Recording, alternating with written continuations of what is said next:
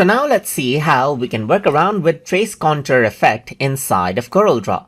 So in order to go ahead and work around with the trace contour effect, first of all, you need to select out an image that you want to apply the effect to, then go around over here onto effects, then go around over here on to contour right here.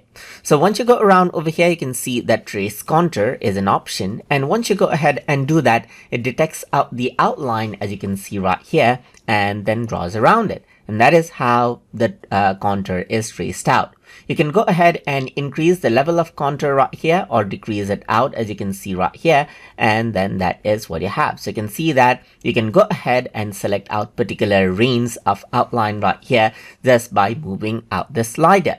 You can also go ahead onto upper right here just like this, and then this is what you have right here just like this. So you can go ahead and increase and decrease it, and that is it. And that is how you can go ahead and then trace out the contour, that is the outline of the image, by utilizing the trace contour effect inside of Corel Draw.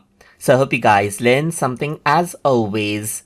And as always, please like, comment, share, and subscribe.